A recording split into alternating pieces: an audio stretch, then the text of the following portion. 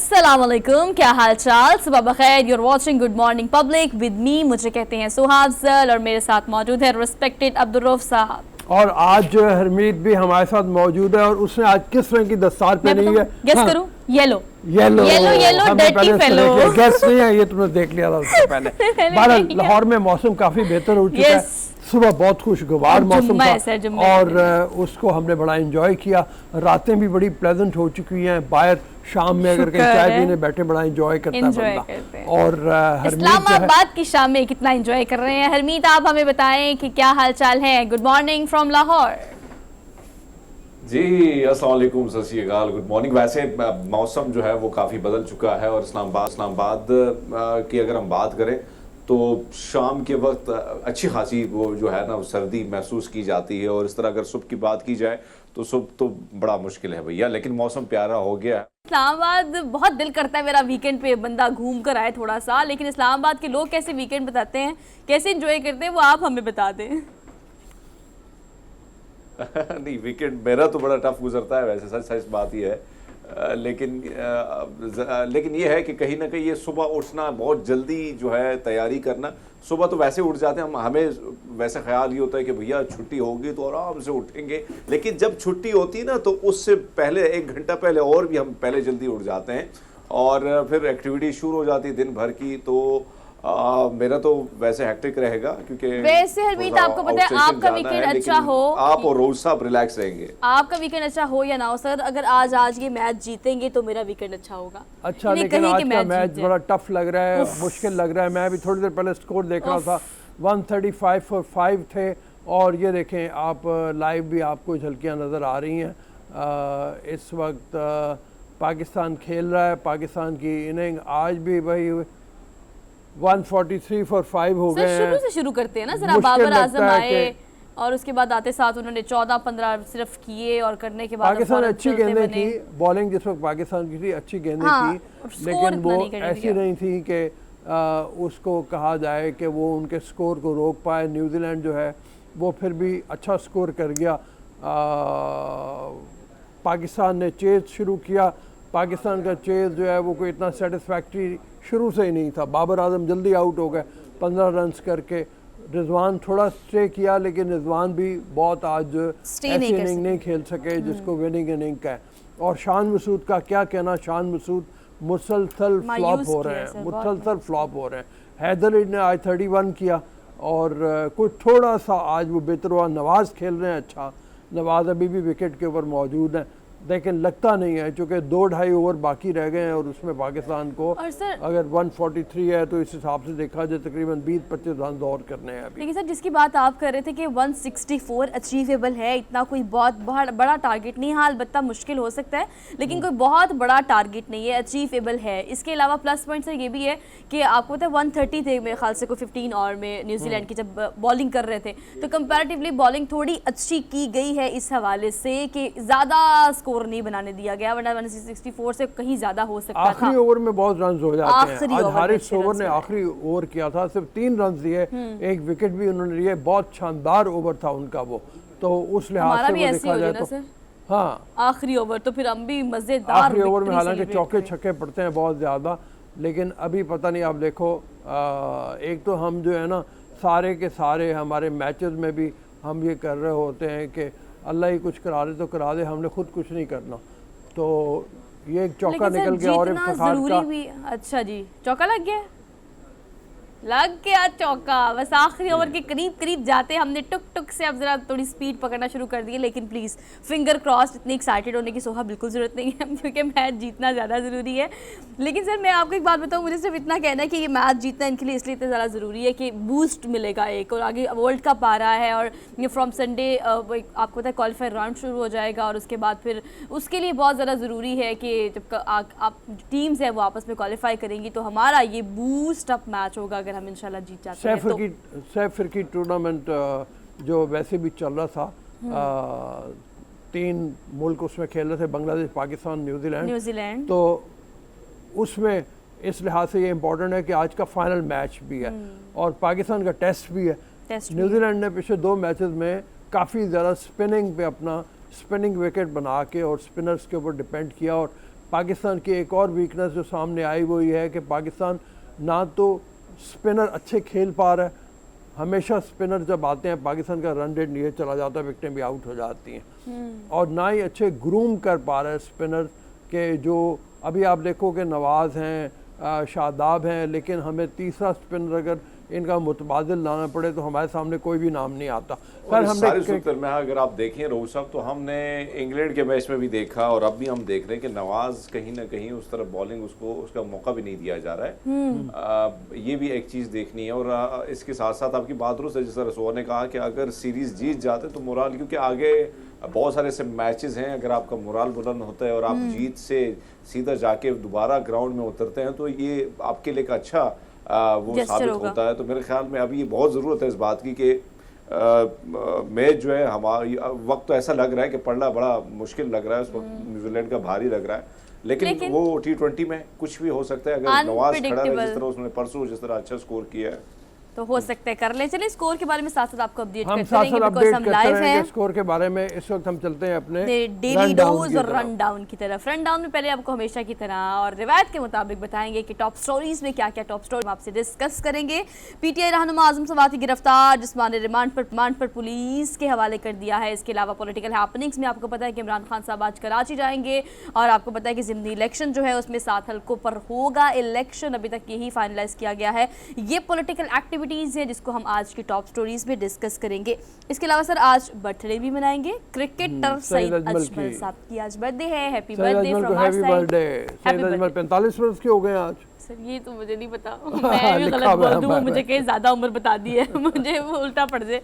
लेकिन happy birthday from our side. और हरमीत आप भी कह दो हैप्पी बर्थडे, फिर अगली खबर देते हैं। हाँ बिल्कुल, हैप्पी बर्थडे टू यू। यकीन माने बहुत अच्छा, अच्छे प्लेयर थे। और मैं ये कहूँगा कि मैंने उनको, उनकी बॉलिंग बड़ी मजे की होती थी और बड़ा कमाल का वो खेलते थे, मुझे तो मेरे फेवरेट बॉलर थे। तो आज उम्र बहुत जल्दी गुजर जाती है और आज हम देख रहे हैं कि भैया वो फिर मेरे ख्याल 45 के हो गए कि 47 के हो गए हैं। 45 मेरे पास लिखा हुआ है, 45 ये हम कंफर्म करके आपको बता देते हैं। अच्छा, 47 नहीं कहना, मैंने कहा था ज़्यादा उम्र नहीं कहनी। बहरहाल चले जी, अगली खबर बड़ी ऐसी खबर है जो कि काफ़ी इसको हवा दी जा रही है और काफ़ी आप देख रहे हैं कि बहुत सारे हलकों में इस चीज़ पर काफ़ी बातचीत की जा रही है। हिंदू धर्म बका के ख़तरे से दो चार है। बहुत सारे ऐसे लोग हैं जो इस धर्म को छोड़कर किसी और धर्म को इख्तियार करना चाहते हैं, उसमें शामिल होना चाहते हैं। इसकी वजह क्या है, इस पर हम डिटेल में प्रोग्राम में बात करेंगे कि किस तरह से इंतहा पसंद हिंदू जो है वो खुद से लोगों को बदजन कर रहे हैं। इसके अलावा सर हमने आपको बताना है कराची और लाहौर की रिहायशी दुनिया की किसी भी जगह पर जाएं या कहीं भी जाएं तो हम ये डिफ्रेंशिएट नहीं कर पा रहे कि स्मोक और फोग में डिफरेंस क्या है। अब सर्दियां आ रही हैं तो सर लोगों को इस हवाले से अवेयर करना बहुत ज़्यादा ज़रूरी है कि आपने इसको डिफ्रेंशिएट कैसे करना है, बचना कैसे है, प्रिकॉशंस क्या होनी चाहिए, साइड इफ़ेक्ट आफ्टर इफेक्ट क्या हो सकते हैं और आपने बेसिकली क्या करना है।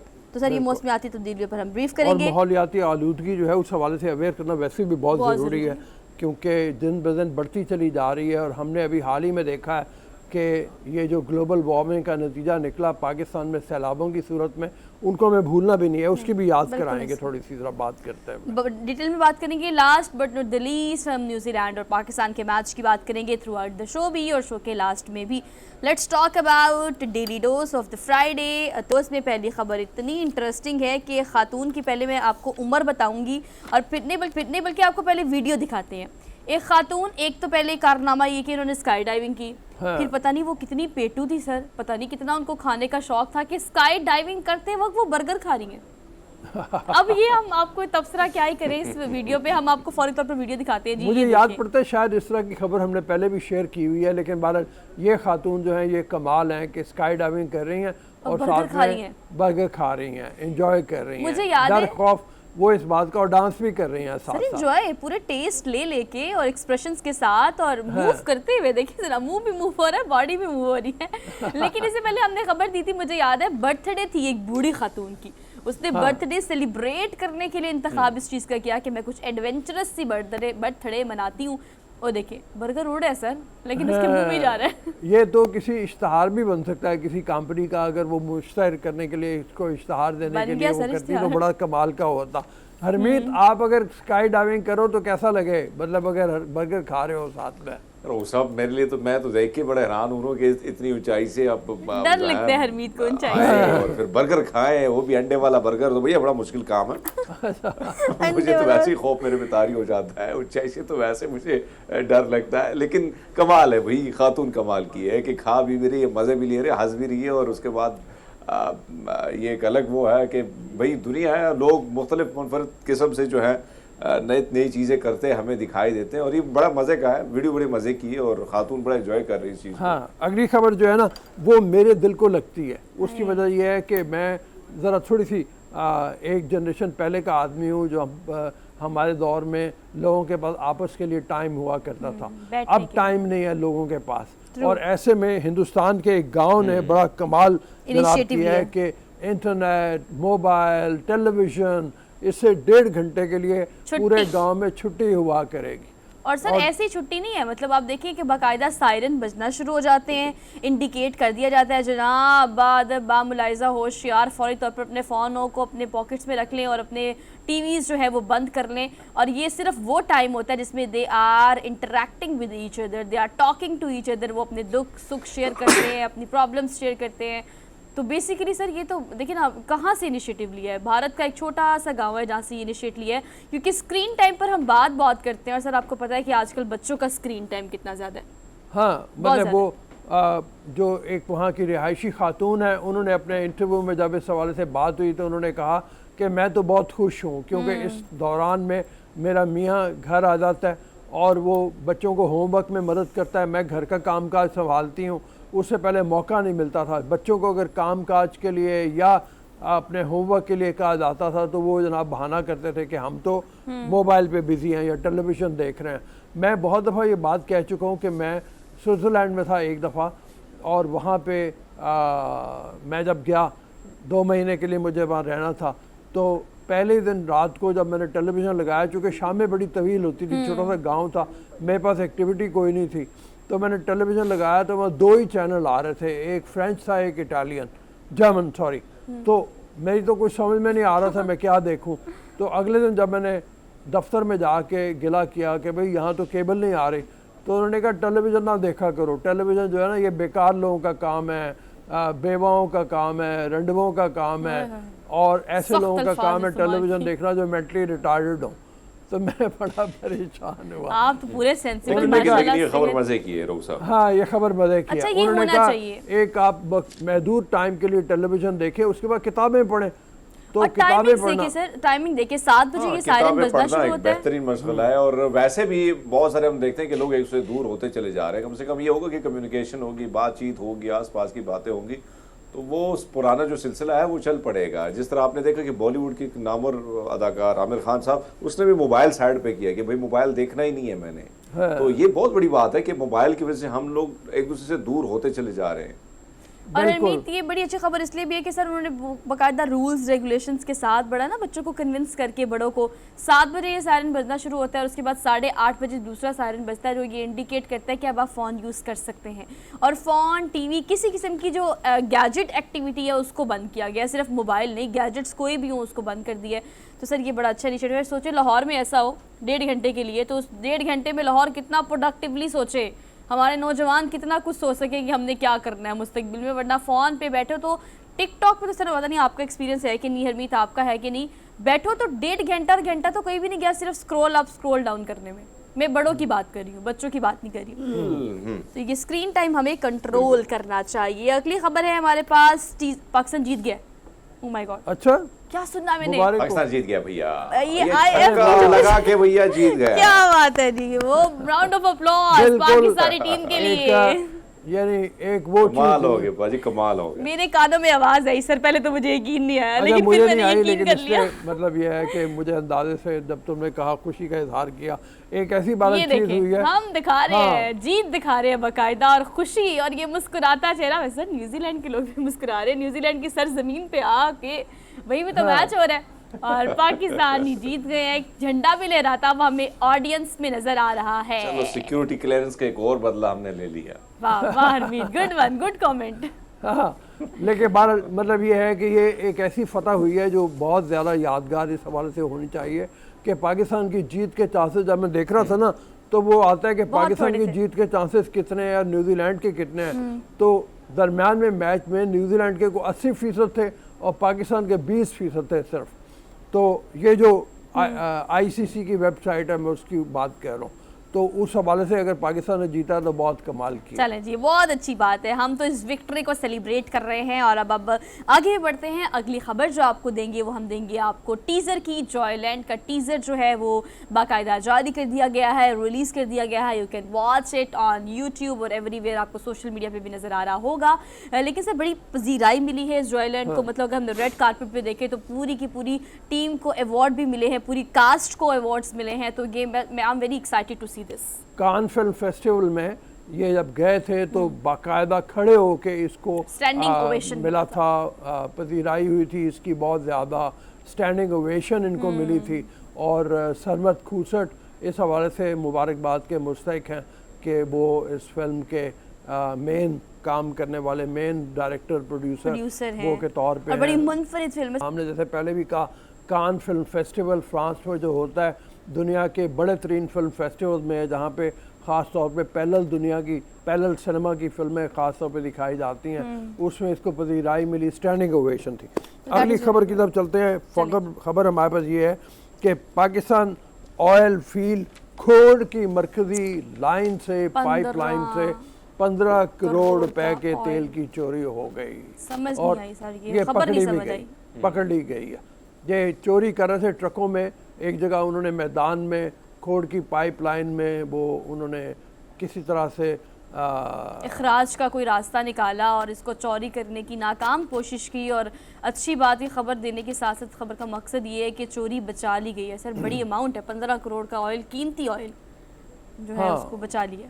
ये मतलब ये है कि ये ऐसे तमाम लोगों को जो इस तरह के कामों में मुलव्वस हैं, उनके लिए तनबीह है कि आप चोरी कर लें लेकिन आप पकड़े जाएंगे फिर आखिरकार, और पकड़े जाने के बाद जो सज़ा है वो आपको बड़ी आसानी से मिल जाएगी। ये भी तनबीह है रोज़ा, अगर हम देखें तो हमारे मुल्क में बड़े बड़े चोर जो है बड़े आसानी से छूट जाते हैं।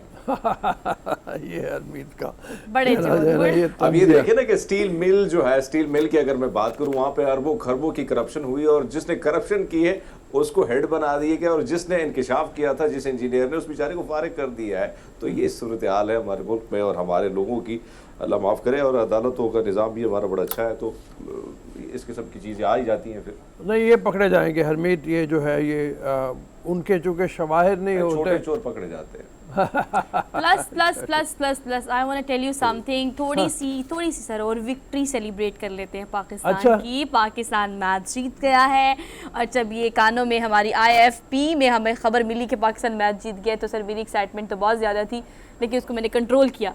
तो sir congratulations to our Pakistani team, बहुत मुबारक हो आपको और बेस्ट ऑफ लक फॉर आगे। जो हम देख रहे थे कि हमने टीम्स के बारे में बात की थी कि ऑब्वियसली क्वालिफायर राउंड होगा वर्ल्ड कप के लिए और उसके लिए ये मैच जीतना बहुत ज़रूरी था बॉस, क्योंकि ये एक बूस्टअप राउंड था और न्यूजीलैंड से मैच जीते हैं न्यूजीलैंड में जाके। तो हरमीत का वो कमेंट बिल्कुल ठीक था कि हमने सिक्योरिटी का अच्छा बदला ले लिया उनसे। अच्छा जी, आगे बढ़ते हैं।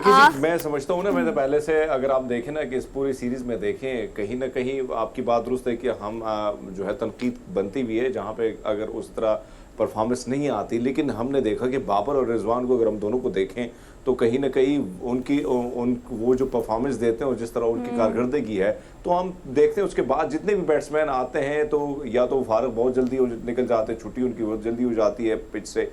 होना ये चाहिए कि अब भी कोशिश ये होनी चाहिए कि सीरीज तो हमारे हाथ आ गई और ये बहुत बड़ी बात है, आगे जाके हमारा मुराद जो है और बुलंद होगा। लेकिन जो कोताहियाँ हैं, जो गलतियाँ हमसे हो रही हैं और जहाँ जहाँ जिस तरह शान मसूद की मैं बात करूँ या उसकी जगह आप देखें ना मुसलसल सीरीज में वो फ्लॉप नज़र आते हैं। बहुत सारे खिलाड़ी जो है छक्के मारने के तो माहिर होते हैं लेकिन ग्राउंड में वो उसी तरह परफॉर्मेंस नहीं दे पाते। इन सारी चीज़ों को मद्देनजर रखना होगा क्योंकि आगे इससे और टफ टाइम आने वाला है और आपने मुकाबला और सख्त होना है, तो उसका मुकाबला। अच्छा जी हरमीत, ये प्लेयर ऑफ द मैच है जो है ये इस वक्त गुफ्तगू कर रहे हैं और नवाज जो है ये मुसलसल दूसरा मैच है जिसमें इन्होंने अच्छा परफॉर्म किया है। बांग्लादेश के ख़िलाफ़ भी इन्होंने काफ़ी अच्छे स्कोर किए थे और एक चीज़ जो हुई वो ये है कि आज के मैच की इम्पोर्टेंस इस हवाले से भी बनती है कि अगर आपका ओपनिंग प्लेयर जल्दी आउट हो जाता है, जैसे रिजवान और बाबर जल्दी आउट हो गए, तो उसके बाद प्रेशर बहुत ज़्यादा पड़ जाता है मिडिल ऑर्डर के ऊपर। Yes. शान मसूद भी जल्दी आउट हो गए, हैदर अली 31 कर गए, वो अच्छा कंट्रीब्यूशन था लेकिन वो भी बहुत लंबी इनिंग नहीं खेल पाए। तो वैसे में नवाज़ ने आके संभाला दिया टीम को और एक बहुत अच्छी इनिंग खेली, बांग्लादेश के खिलाफ भी एक अच्छी इनिंग खेली थी, तो इस हवाले से So he is the man मुबारकबाद। of the match for today। अच्छा जी, last but not the least daily dose एक रह गया है। आलमी यूनिवर्सिटी रैंकिंग में सिर्फ पाकिस्तानी एक यूनिवर्सिटी टॉप 500 यूनिवर्सिटी में शामिल है और वो कायदे आज़म यूनिवर्सिटी है। उसके सर सेर फहरिस्त बाकी यूनिवर्सिटी उसमें government college, university of Faisalabad और फिर उसके बाद university of management and technology भी जो है वो सर इसमें शामिल है। सो दैट इज़ पता नहीं रियली इस गुड। खबर के ऊपर हम अफसोस करें या क्या करें कि एक ही यूनिवर्सिटी टॉप 500 में, 500 वो भी 100 में एक भी नहीं यूनिवर्सिटी। होगी। हाँ, हमें तो अफसोस ही का इजहार करना पड़ता है 500 में कि इतना बड़ा हम मुल्क दुरुस्त है, है। बिल्कुल आपकी बात दुरुस्त है कि जो निज़ाम तालीम हमारा जो सिस्टम है जिस किस्म से वो ख़राब से ख़राब होता चला जा रहा है, और यूनिवर्सिटी की रैंकिंग की अगर बात की जाए तो यही बात आपकी दुरुस्त है कि आज जब हमारे आस पड़ोस के लोग जो मुल्क हैं उनकी यूनिवर्सिटियाँ कहाँ से कहाँ पहुँच गई और आज हमारा जो मुकाम है वो 500 में सिर्फ एक। तो ये अफसोस की बात मैं ये कह सकता हूँ कि यार इसको ऐसे नहीं कह सकते कि ये बहुत अच्छी बात है। कम से कम इस मुकाबला पूरी दुनिया में अगर आप देखें एजुकेशन के लिहाज से दीगर शोबों के अगर हम देखें तो मुकाबला जो है बड़ा टफ से टफ होता चला जाओ कि आप आपके वो पड़ोसी ममालिक जो कभी पीछे हुआ करते थे आज वो हमसे आगे होते चले जा रहे हैं। सही कह रहे हैं, आपकी सही बात कह दुरुस्त रहे है हैं। डॉक्टर साहब। एक तो हमने चलिए अच्छी खबर दे दी कि एक यूनिवर्सिटी है, लेकिन कम से कम ज़्यादा से ज़्यादा तो कम से कम 20-25 की हम बात करें, लेकिन कम से कम 10 यूनिवर्सिटीज़ पाकिस्तान की सेरे फहरिस्त होनी चाहिए थी इस एक पूरी लिस्ट में, जो कि नहीं टॉप है। 50 में तो कम से कम सबसे पहले एक यूनिवर्सिटी होनी चाहिए। टॉप 50। सबसे पहली बात यह, सिंगापुर जिसके बारे में हम बात करते हैं कि इतना सा मुल्क है, लाहौर के भी एक छोटी कोने में GDP समा जाता है, उसकी जो नेशनल यूनिवर्सिटी सिंगापुर है वो टॉप 20 में शामिल होती है। that's तो हमें अफसोस इस लिहाज से भी बहुत ज़्यादा होता है। हांगकांग भी जो चाइना का एक छोटा सा आइलैंड कह लें आप उसको, या छोटा सा एक आबादी थोड़ी सी और हर बिल्कुल चीज़ थोड़ी सी आबादी है, उसकी 2 यूनिवर्सिटीज टॉप 20 में आ जाती हैं। तो इस तरह से बड़ा अफसोस होता है। It's all about education system जिस पर हम लैक कर रहे हैं। तो एक छोटी सी ब्रेक, वापस आते हैं। Keep watching good morning public. Welcome to the show after the break. मुल्क में इस वक्त अगर देखा जाए तो तलखी की फ़ज़ा में फिर से इजाफा हो गया। परसों इसहाक डार साहब जिस वक्त एयरपोर्ट पे उतरे अमेरिका में, तो एक साहब ने आगे बढ़ के, अननोन साहब थे, उनको इंतहाई गंदी और गलीज़ ज़बान में गालियाँ दी। चोर चोर उसका के नारे जवाब भी लगाए। उनके साथ एक साहब थे, उन्होंने उसी तरह से दिया। और इसी तरह से अगर लीडरान को देखा जाए, हम अपने इमरान खान साहब का लहजा बहुत तल्ख हुआ हुआ है, और इमरान खान साहब के साथ साथ सोशल मीडिया ट्रेंड्स के ऊपर हम अगर बात करें तो वहाँ भी लहजे तल्ख से तल्ख होते चले जा रहे हैं।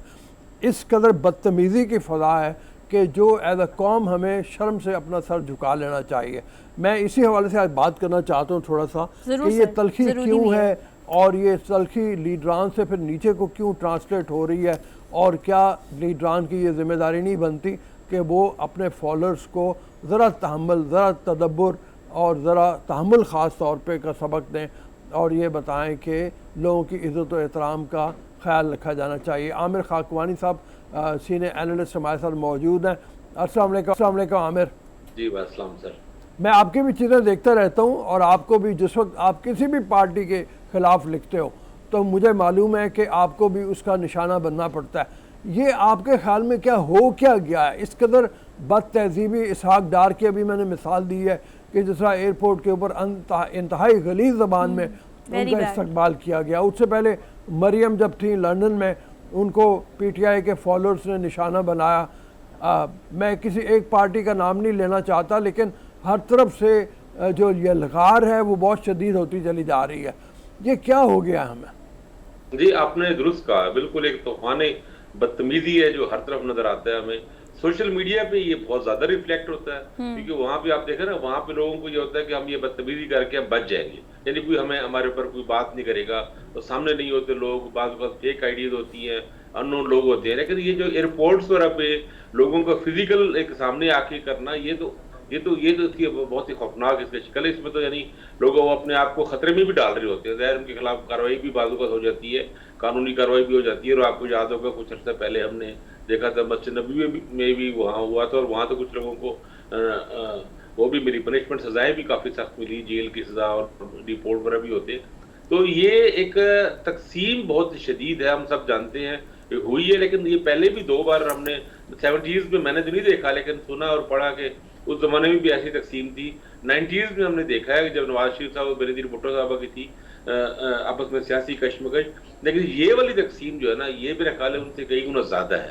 हमारे अंदर शायद, हमारे अंदर वो एक जो हमारी पूरी एक जनरेशन का भी, और पता नहीं हम लोगों में भी शायद टेम्परामेंट कम हो गया है, तरबियत नहीं रही, लोगों में गुस्सा फ्रस्ट्रेशन ज्यादा है, या हमारे आसपास इतने वाकयात हो रहे होते हैं कि हम लाशऊरी तौर पे उन सब चीजों को अब्जॉर्व कर रहे हैं। देखें ना, हम जब टीवी देखते हैं, अखबार पढ़ते हैं, या वैसे भी आम दुनिया में हमारे आसपास मुसलसल मतलब अब आफात खैर आजकल आई हुई है, इससे पहले बहुत सारे ऐसे खौफनाक वाकयात हमारे यहाँ हो रहे होते हैं कि जो कहीं ना कहीं हमारे पीछे, ये साइकोलॉजिस्ट उसको ज्यादा बेहतर कर सकते हैं तजिया, लेकिन मेरा ख्याल है कुछ ना कुछ हमारे इधर चिड़चिड़ापन बढ़ गया है, तलखी बढ़ गई है, और आप देखें लोगों में भी बर्दाश्त बिल्कुल नहीं रही। और मैंने तो ये देखा है कि जो लोग, मैं as a columnist, as a writer, जो लोग कई सालों से मुझे पढ़ रहे होते हैं, कई बरसों से पढ़ रहे होते हैं, और वो फैन होते हैं और उनके बात के साथ अच्छा भला एक ताल्लुक होता है, लेकिन आपने जैसे ही उनके लीडर के खिलाफ कुछ लिखा, वो तो आंखें माथे पर रख लेते हैं और लगता है कि जैसे कोई ताल्लुक कभी था ही नहीं, और बिल्कुल अजनबी होकर और निहायत ही बदतमीजी के साथ बात करते हैं, सीधा साधा नीयत पे हमला करते हैं, बददियानत करार दे देते हैं, करप्ट करार। और आप देखें यहाँ पे सोशल मीडिया में हमारे कई बड़े सहाफियों के खिलाफ ऐसे खौफनाक ट्रेंड चलाए गए, ये नाम लेकर साथ गालियां अटैच करके ट्विटर पर ट्रेंड चलाए गए, और उसमें पता लगता है कि 30 40 50 हज़ार ट्वीट्स और शायद लाखों में ट्वीट्स आए। तो ये एक बहुत ही खौफनाक है। इसको वैसे बढ़ावा बहरहाल बदकिस्मती के साथ इमरान खान साहब ने दी है, क्योंकि मुझे ये लगता है सियासी तौर पर होता ही है ना, जब हम एक हक को बातिल का मार्का बना देते हैं ना, कि हालांकि वो जमाना गुजर गया, लेकिन हम आज के दौर में लोग हमारी कोशिश करते हैं कि ये करबला है भाई, ये यजीद का लश्कर है और ये इमाम हुसैन का लश्कर है, ये उनके फॉलोवर्स है, तो उस तरह के जब आप ऐसी कैफियत बना देते हैं तो लोग अपने मुखालिफिन को ये समझते हैं कि ये तो बातिल हैं, सरापे शर हैं, और उनके खिलाफ कुछ भी करें तो जितना भी करें वो कम है। ये जो फिजा है ना, ये पोलराइजेशन सर, हमारे पास मेजॉरिटी केसेस जो आ रहे हैं, ऑब्वियसली जो वीडियोस आप भी देख रहे होंगे, जुनैद सफदर को लोग बाहर रोक लेते हैं, मरियम औरंगजेब की सर ने बात की, इसके अलावा हमने देखा कि सागडार की, तो ये सारे केसेस ज़्यादातर हम देख रहे हैं कि नून लीग को तो ऑब्वियसली टारगेट किया जा रहा है, लेकिन टारगेट करने वाले पीटीआई के हैं, जबकि हम लोग ये समझते थे कि पीटीआई के साथ एक बड़ा तबका वो है जो पढ़े लिखे हैं, जो थोड़ी एलीट क्लास से बिलोंग करते हैं, लेकिन अब हमें ज़्यादातर उनकी जानिब से बदतमीज़ी देखने में आ रही है। और ख़ासतौर पर आपको क्या लगता है कि इसकी क्या बड़ी वजह है कि इमरान खान साहब जब खुद स्पीच करते हैं तो वो इस तरह के अल्फाज इस्तेमाल करते हैं, इतने ब्लंट हो जाते हैं कि उनके फॉलोअर्स भी ऑटोमेटिकली उसी चीज़ को फॉलो करते हैं, और वो फ़र्ज समझते हैं कि हमने भी ऐसे उनको इंडिकेट करना है। जी ऐसा ही है। देखिए, इमरान खान का प्रॉब्लम ये हुआ है कि वो सियासत में लेट एंटर हुए, या कह लें कि उनको सियासत में मेन स्ट्रीम पॉलिटिक्स में जो उनको स्पेस मिली है वो लेट मिली है। तो अब उनको उनकी जगह लेने का वाहिद तरीका ये है कि पिछले सारों को रिजेक्ट करें, ये सारे चोर हैं और मैं ठीक हूँ, मेरे पास इनकलाबी एजेंडा है, मैं एजेंडे। इमरान खान की पॉलिटिक्स नुक्ता यही है कि बाकी सारे चोर करप्ट है और मैं ठीक हूँ, और आप लोग अगर ठीक करना चाहते हैं मुल्क के लिए तो मेरे साथ आए। तो उनको सबको रिजेक्ट करना पड़ता है। ये एक जमाने में मियां नवाज शरीफ साहब ने भी किया था, लेकिन उन्होंने सिर्फ बेनजीर भुट्टो को किया था, या भुट्टो को वोट बैंक को रिजेक्ट करने की कोशिश की थी, बाकी उन्होंने साथ अलाइज बनाए थे मुख्तलिफ सिंध में, बलूचिस्तान में, इधर, लेकिन वो इतना शदीद था। इमरान खान ने सबको रिजेक्ट किया है ना, सबको। यानी आप देखें ना, JUI को, ANP को, बलोच पख्तून नेशनलिस्ट जो हैं उनको भी, और पीएस पार्टी को भी, और PMLN को भी, सबको उन्होंने रिजेक्ट करके अपने लिए स्पेस बनाने की जो कोशिश की जा रही है ना, उसमें वो बहुत ही शदीद हार्ड हिटिंग की जाती है। और खान साहब थोड़ा सा इसमें आगे चले गए। फिर आप उनको ऑडियंस ऐसी मिल गई है जो उसको पजीराई देती है। उसको आप देखें ना, जब वो बदतमीजी करके डीजल कह रहे होते हैं, चेरी ब्लॉसम कह रहे थे, कुछ और चीजें कह रहे होते हैं, तो हमें बुरा लग रहा होता है, लेकिन कर दिया मीलू। हाँ। वो भी अच्छा। और आप देखिए, जब बड़ा क्राउड होता है सामने, वो तालियां बजा रहा होता है और लोग जोश और खरोश से नारे लगा रहे होते हैं। यानी उस बदतमीजी को अवाम सराह रहे होते हैं, और जब अप्रिसिएशन मिलती है किसी लीडर को, तो वो तो फिर मजीद बदतमीज होता है ना, मजीद वो इंतहा पे जाएगा। तो ये बहुत ही खौफनाक अच्छा है। आमिर साहब, और हम- ये बदतमीजी तो हम देख रहे हैं और आपकी बात दुरुस्त भी है कि खान साहब जिस तरह तनकीद करते हैं और फिर उनके जो फॉलोवर हैं वो भी उसी तरह ही रिएक्ट करते हैं, लेकिन इसी के साथ साथ सर हम देख रहे हैं कि खान साहब जो हैं जो चाह रहे थे वो हमें दिखाई नहीं दे रहा कि वो होता नजर आ रहा है। तो तलखी जो है वो खासकर स्टैब्लिशमेंट पे उनकी जो बयानात उसमें तलखी बड़ी तेजी से हम देख रहे हैं। और साथ साथ आजम स्वाति का जो परसों ट्वीट था आपने भी देखा होगा, फिर उसका जो गिरफ्तारी हुई और कल जिस तरह फिर होता है सॉफ्टवेयर अपडेट करने के लिए सारी चीजें। तो सर आप देख रहे हैं कि ये सूरत हाल आपको मजीद संगीन दिखाई दे रही है, पीटीआई जो है उसको मुसलसल स्टैब्लिशमेंट को ही टारगेट बना रही है अपना? देखिए बहुत अच्छा, आपका बहुत ही अहम पॉइंट है और मुझे बिल्कुल उसी तरफ जा रही है मामला, तो बहुत ही संगीन होते जा रहे हैं। और मुझे लग रहा है इस वक्त इमरान खान साहब की बस मिस हो गई इस तरह ना, कह लें कि उनकी चीजें उनके हाथ में नहीं रही। और मेरा नहीं ख्याल कि इस वक्त जो सारा सिस्टम जो चीजें प्लान हो रही हैं या हुई हैं वो खान साहब के लिए है। खान साहब के साथ बिल्कुल वैसे हुआ जो 2018 में PMLN के साथ हुआ था, अब इनके साथ भी उसी तरह होने जा रहा है, लग रहा है ऐसे नजर आ रहा है। तो ज़ाहिर फ्रस्ट्रेट हो रहे हैं, तंग हो रहे हैं और वो हार्ड हिटिंग पे जाएंगे, मजीद गुस्से पे जाएंगे और वो इनमें इस तरह की गिरफ्तारियां होंगी, नायलियां होंगी, ये कुछ चीजें होंगी। दो चीजें हो सकती हैं, या तो ये कि कहीं ना कहीं पे जाके कुछ ऐसा एकोमोडेट कर लिया जाएगा इनके शर से बचने के लिए, मतलब बहुत सख्त लफ्ज में कहा है, लेकिन बस ये कि एक्सट्रीम शिकल से बचने के लिए कुछ ना कुछ इनको अकोमोडेट करके इलेक्शन की डेट मिल जाए चंद महीने बाद और कुछ दरमियान मामला टाल जाए कि हाँ इलेक्शन में जो भी आएगा उसके उसे वो आए और चलाए आके। ये दूसरी सूरत ये है कि ये बिल्कुल ये दीवार से लग जाए और उसके नतीजे में गिरफ्तारियां चीजें हों, फिर जो ज्यादा रिएक्शन आएगा वो उनकी कारकुन का आएगा, आम आदमी का आएगा, या उनके जो हामी है ना पढ़े लिखे, जो आपने लीडर भी आपने जो बात की कि वो जो आएगा वो फिर बहुत शदीद आएगा और वो मजीद बढ़ेगा। अब उसमें आप कितने लोगों के खिलाफ कार्रवाई कर लेंगे? देखिए ना, आप ट्विटर पे या ट्वीट्स पे उसमें आप चंद सौ लोगों को, एक्टिविस्ट को पकड़ लेंगे, चंद हजार को पकड़ लेंगे, लेकिन अगर लाख 2 लाख लोग, 5 लाख लोग, 10 लाख लोग अगर इस तरह ट्वीट करने चल पड़े तो वो कितने लोगों को आप अरेस्ट कर सकते हैं? तो ये बड़ी खौफनाक शिकल है। तो होना ये चाहिए कि दरमियाना रास्ता निकाल लेना चाहिए, इनको भी दीवार से न लगे, कुछ स्पेस इनके लिए भी हो, कुछ ये भी तहम्मुल से काम लेना। खान साहब को समझ लेना चाहिए कि अब तो इलेक्शन मार्च अप्रैल से पहले किसी सूरत में मुमकिन नहीं है, अगले साल पे मामला चला गया है। तो अब लॉन्ग मार्च करना या चीज़ों को तहस नहस करने की कोशिश करना वो कोई असेसमेंट, कोई बेहतर असेसमेंट नहीं है। इनको भी बेहतर कैलकुलेट करना चाहिए और इनकी पार्टी में जो रीजनेबल लोग हैं, जो ठंडे लोग हैं, मुतदिल लोग हैं, उनको चाहिए खान साहब पे अपना इन्फ्लुएंस इस्तेमाल करें और ताकि क्योंकि तबाह हो गई पूरी पार्टी होगी, सिर्फ खान साहब नहीं होंगे, क्योंकि वो खान से इमरान खान का नाम ही तहरीक इंसाफ है। तो तहरीक इंसाफ को रहना चाहिए, उसने एक बड़ी जगह बनाई है, एक बड़े पढ़े लिखे तबके को उसने अट्रैक्ट की है, उनको होप दी है। लेकिन उम्मीद ही बहुत इंपॉर्टेंट है ना। इमरान खान ने बहरहाल अपने एक फॉलोअर्स को एक उम्मीद दी है कि मैं सिस्टम चेंज करूंगा, सिस्टम में चेंज आएगी, और हमारे यहाँ बहुत लोग चेंज चाहते हैं, चेंज आने भी चाहिए। सिस्टम हमारा कि बहुत अच्छा तो नहीं है, बहुत सारी खामियां हैं, गला सड़ भी चुका है, बहुत सारे और मसाइल भी हैं। तो ये होप रहनी चाहिए, लोगों का सिस्टम पे एतमाद रहना चाहिए और वो इलेक्शन में मामला जाना चाहिए, इलेक्शन के जरिए हो। लेकिन चंद महीने इनको भी इंतजार करें, हुकूमत को भी चंद महीने दे, ताकि जो भी अपना वो कर रहे हैं, उन्होंने इतनी सारी अपनी बदनामी और अपने ऊपर तनकीद और सब चीज़ें, अपने इल्जामात लगाए हैं, महंगाई और सब चीज़ें बढ़ाई हैं, तो चंद महीने तो उनको मिलने चाहिए ना कुछ वो भी उसको जो किया है उसको कंपनसेट करने की कोशिश करे, डिलीवर की कोशिश करे। और खान साहब को चाहिए इस दौरान अपने आमिर साहब इस सारी सूरत हाल में अगर हम देखें, खान साहब के पास एक ही कार्ड बचता है और वो है लॉन्ग मार्च का, लेकिन हम उसमें भी देख रहे हैं आमिर साहब के वो तूल पकड़ता जा रहा है। वजह क्या है, क्या सूरत हाल, क्या वजह है कि अभी वो ये कार्ड इस्तेमाल नहीं करना चाह रहे? क्या वो पार्लियामेंट की तरफ, पार्लियामान की तरफ दोबारा लौटना चाह रहे हैं या इंतजार सिर्फ इलेक्शन का किया जा रहा है? 16 अक्टूबर के जो ज़िमनी इलेक्शन है ना, वो जरा चीज़ों को जरा क्लियर कर देगी।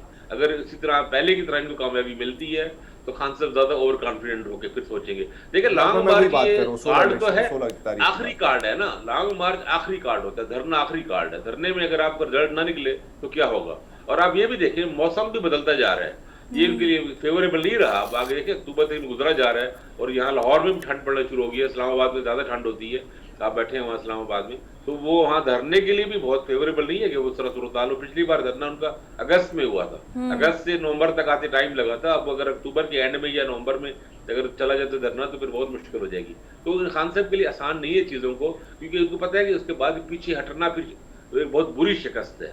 तो मेरा ख्याल है वो प्रेशर बिल्ड करने की ज्यादा कोशिश, कहीं ना कहीं में कुछ चीजें चल भी रही है वैसे, मेरी मालूमात मुताबिक कहीं ना कहीं अभी भी मुज़ाकरात, नेगोशिएशन चल रही है, वो खत्म नहीं हुई मामला, वो कहीं ना कहीं पे किसी सूरत में चल रहा है। वो भी शायद वो इनको एंगेज करने के लिए है या इनको उम्मीद है, या दोनों तरफ बड़ा ज़ाहिर ट्रिक्स भी खेले जा रहे हैं ना। इस वक्त तो पाकिस्तानी पॉलिटिक्स बिल्कुल जो चेस जैसा बोर्ड होता है, चेस बोर्ड की तरह है। सारे चालें मुख्तलिफ चली जा रही है, कोई घोड़ा चल रहा है, कोई रुख चल रहे हैं, और इस तरह होते हैं सारे वो इस तरह के जो प्यादे और मोहरे उसके उस तरह चले जा रहे हैं। तो उसमें देखें वो क्या रिजल्ट निकलते हैं। कि मेरा जो हमारा और हम सबका कंसर्न ये है कि मुल्क में हालात खराब नहीं होने चाहिए, बिगड़ने नहीं चाहिए। पहले ही इतने मसाइल हैं, सैलाब ज़दगान अभी तक देखें ना बहुत बुरे हाल हैं, सिंध में भी और केपी के में भी, और बिल्कुल सही सर। आमिर साहब बहुत शुक्रिया था। सर एक एक्सट्रीम डिसीजन ही हो सकता है कि अगर हम धरने की तरफ जाएं, और यह आखिरी कार्ड है जो मेरे ख्याल से अल्टीमेटली शायद वो खेल ही लें, लेकिन अभी तक तो डिले में जा रहा है। हमने एक छोटी सी क्विक ब्रेक लेनी है, वापस आते हैं। Keep watching good morning public.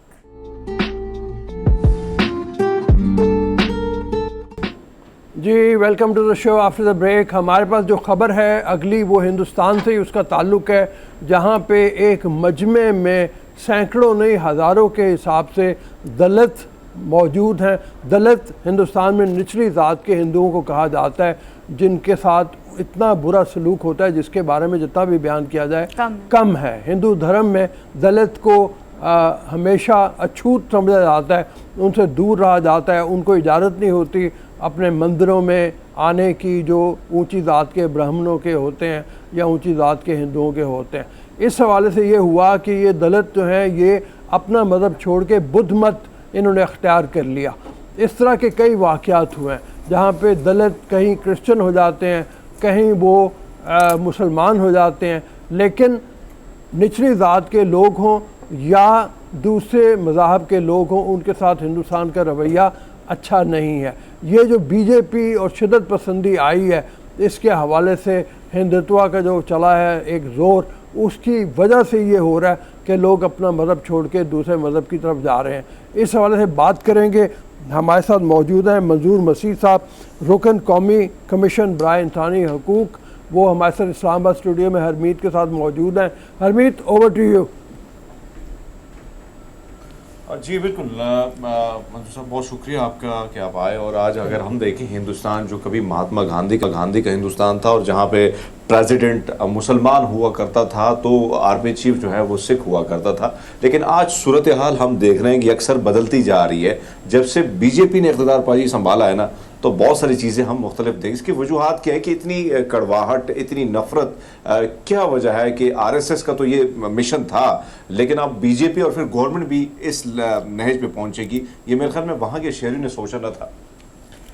Ji thank you very much. सबसे पहले तो मैं पब्लिक टीवी चैनल का मशकूर हूँ जिन्होंने आज इस बहुत ही बर्निंग इशू को जो इंडिया में हो रहा है उस पर ये प्रोग्राम का आगाज़ किया है, और इंसानी हकूक़ की जो पामाली हो रही है इस पे बात करने के लिए आज जो हमें बुलाया गया है, मैं मशकूर हूँ। लेकिन मैं यहाँ से शुरू करना चाहता हूँ कि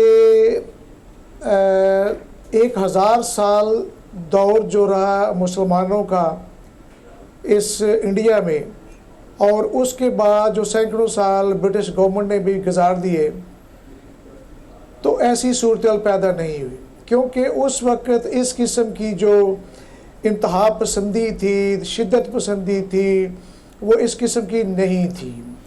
एक दूसरे को बर्दाश्त किया जाता था। लेकिन देखने में ये आ रहा है कि हज़ारों साल गुजर गए और ऐसा नहीं हुआ, लेकिन 70 साल जो हिंदुओं की अपनी हुकूमत है, इस 70 साल दौर में उन्होंने इस किस्म की ये जो शिद्दत पसंदी इख्तियार की है, और ये इंसानी हकूक़ की सरासर खिलाफ वर्जी और पामाली है कि वो ये मजबूर कर देते हैं कि जो निचली ज़ात के लोग हैं जिनके साथ ये इस किस्म का जुल्म सितम हो रहा है, वो अपना मज़हब तब्दील करने पे आ जाते हैं। तो हुआ यूँ इस वक्त कि जब मैं ये खबर फैल गई कि हिंदुस्तान में ना कि सैकड़ों या थोड़े बहुते लोग, बल्कि हज़ारों लोग एक दिन अपने मज़हब को छोड़कर, हिंदुइज़्म को छोड़कर वो बुद्ध मत में शमूलियत इख्तियार कर चुके हैं।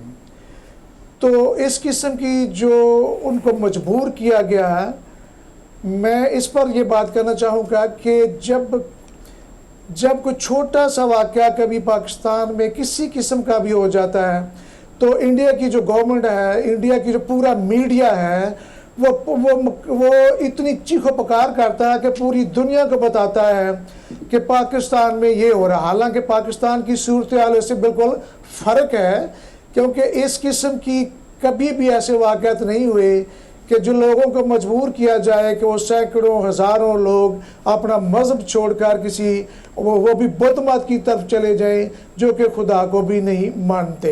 तो मसीह साहब, अगर हम देखें पाकिस्तान की बात की जाए तो ये हम नहीं कह सकते कि यहाँ पे सूरत हाल सारी ठीक है, यहाँ पे माइनॉरिटीज़ कहीं ना कहीं मसाइल होते हैं, लेकिन हम एक चीज़ को देखते हैं कि जो गवर्नमेंट है उसका सपोर्ट कहीं ना कहीं हर जगह हमें माइनॉरिटी के साथ, आपका ताल्लुक भी माइनॉरिटी से, मेरा भी है, तो हमने देखा कि यहाँ पे जब हुआ करक के इलाके में मंदिर पे हमला हुआ तो उसका नोटिस सुप्रीम कोर्ट ने लिया, साहब वज़ीर-ए-आज़म इमरान खान साहब ने नोटिस लिया और लोगों को पकड़ा गया। लेकिन हिंदुस्तान में हम देख रहे हैं कि जैसे मसाजिद, अब परसों की बात है, हमारे रूह साहब ने कुछ खबर शेयर की थी कि मसाजिद को जिस बेदर्दी से शहीद किया गया, वहां पे न नोटिस लिया गया, ना सुप्रीम कोर्ट ने नोटिस, न सरकार ने लिया। ये रवैया आप कैसे देखते हैं हुकूमत का? जहाँ तक कंपैरिजन का मतलब है पाकिस्तान का और इंडिया का, इसका तो मैं यहाँ तक कह सकता हूँ कि इंडिया में बाबरी मस्जिद का वाक़या हुआ, गोल्डन टेम्पल का वाक़या हुआ, या चर्चेस के वाक़या हुए, या दीगर वाक़यात ऐसे हुए हैं, तो इंडिया की जो गवर्नमेंट होती है, हिंदुस्तान की जो ख़ुसूसन बीजेपी की, तो कभी भी इस किस्म पर नोट्स नहीं लेते, बल्कि वो जो परपट्रेटर्स होते हैं वो उनको सपोर्ट करते हैं, जिसकी वजह से उनके हौसले और भी बुलंद हो जाते हैं कि वो माइनॉरिटीज़ के साथ वहाँ पे, या ख़ुसूसन मुस्लिम, क्रिश्चियन और ये जो निचली ज़ात के हिंदू हैं उनके साथ वो करते हैं। लेकिन पाकिस्तान में जब देखा जाए तो मैं being a member of national commission for human rights, यहाँ पे बड़ी दलेरी से ये कह सकता हूँ कि पाकिस्तान में जब भी कोई ऐसा वाक़या होता है, खा वो हिंदुओं का हो, मुसलमान माइनॉरिटीज़ का हो, क्रिश्चियंस का हो, सिख कम्युनिटी का हो, तो गवर्नमेंट उसमें फौरी तौर पे इन्वॉल्व हो जाती है, और यहाँ तक कि वो केसेस जुडिशरी में चले जाते हैं, हायर कोर्ट्स में भी चले जाते हैं, तो मैक्सिमम केसेस जो हैं वो वहाँ से उनको रिलीफ मिलती है। तो इंडिया का मुकाबला करना जो है ना, पूरी दुनिया का ये इंडिया करे हमारे साथ, वो नहीं कर सकते, क्योंकि कहीं ना कहीं वाक़या ज़रूर हो जाते हैं, लेकिन हमारी जो गवर्नमेंट है पाकिस्तान की, वो कोई गवर्नमेंट भी हो, मौजूदा हो या इससे पहले जो गुजर चुकी है, वो हर मौके पर, हर वक्त जब कोई ऐसी इंसिडेंट होती है, वाक़या होता है, तो उसका फौरी नोट्स लेते हैं, और यहाँ तक कि उलमा हजरात, दीगर जो एक्टिविस्ट होते हैं, उसकी पुरजोर मजम्मत की जाती है और उसको हल करने की कोशिश की जाती है। मंजूर साहब, ये फरमाइए कि ये जो फुटेज हम देख रहे हैं इसमें बाकायदा हल्फ लेते दिखाया गया है कि अपना मज़हब तब्दील करके दूसरे मज़हब में शामिल हो रहे हैं। अब आप ये बताइए कि अपना मज़हब, हिंदू मत की अपनी हुकूमत है, हिंदुओं की अपनी हुकूमत है, और अपनी हुकूमत में अपने ही मज़हब के लोग जो हैं वो बेजार हो रहे हों, ये वाक़या आपको बहुत अछूता नहीं लगता, अनोखा नहीं लगता? क्या इतना ज़्यादा बुरा सलूक है दलित के साथ कि जिसकी बुनियाद के ऊपर वो मजबूर होते हैं? हाँ जी, मैंने पहले भी थोड़ा सा इसको टच दिया कि ऐसा वाक़या इक्का दुक्का का तो हो सकता है, कभी कोई एक आदमी, दो आदमी, तीन, लेकिन ये हज़ारों लोग का मज़हब तब्दील करना, और एक दिन में एक हल्फ उन्होंने, यानी उनके जो लीडर, मजहबी लीडर्स हैं, उन्हें उसके हल्फ भी लिया गया है कि वो इसमें तब्दील होकर वो बुद्ध मत में चले गए। तो यहाँ पे जो सूरत हाल वो उस वक़्त पैदा होती है कि जब आदमी, जब कोई कम्युनिटी का जो नाक में दम कर दिया जाता है, उनका रहना मुश्किल हो जाता है उस मज़हब में, तो फिर इस वक्त से मजबूर होकर उन्होंने, अदरवाइज़ ये ऐसे वाक़यात कोई भी अपना मज़हब तब्दील करने के लिए तैयार नहीं होता, लेकिन उनके लिए ऐसी सूरत हाल पैदा की गई है। मौजूदा इंडिया की जो गवर्नमेंट है, मोदी सरकार की जो गवर्नमेंट है, उन्होंने इस किस्म की सूरत हाल पैदा कर दी कि उनको मजबूर कर दिया कि उनको अपना हज़ारों की तादाद में एक ही दिन अपना मजहब तब्दील करना पड़ा। सर मुझे ये बताएं कि हम देख रहे हैं आप इंसानी हकूक़ की तंजीमों के साथ रिलेटेड हैं, अगर आज हिंदुस्तान में जो हो रहा है यानी हज़ारों की तादाद में लोग कन्वर्ट हो रहे हैं, इसका मकसद ये है कि जो वहाँ के जो लोग हैं वो भी मोदी सरकार या आरएसएस सरकार, मैं मोदी सरकार को आरएसएस सरकार इसलिए कहता हूँ कि वो तशद्दुद पर ही बिलीव करती है, वो भारत माता का नारा लगा के ज़बरदस्ती नारा लगवाने की कोशिश करती है। ये जो रवैया है ये दीगर दुनिया के लिए कितना खतरे का बायस बन रहा है, और इस पर आप के साथ साथ आप इंसानी हकूक़ की तंजीमों को जो बिन-अक़वामी सतह पर काम करें उनसे क्या गुजारिश करेंगे?